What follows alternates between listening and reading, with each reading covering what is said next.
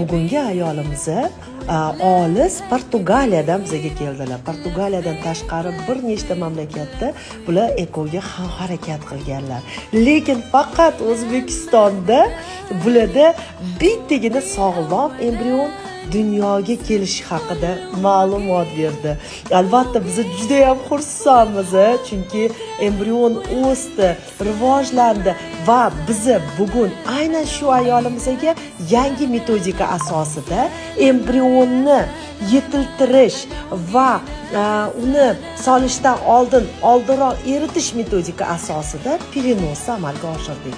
Kuchli embrionligimiz mana bolajonni ko'rsatyaptilar. Bolajon o'zini obalochkasidan sirtga chiqishni boshladi. Bu ayol uchun, biz uchun juda katta muvaffaqiyat, chunki bu ayol ko'p davlatlarda qivirib o'zi embrionlik bo'lib ketgan.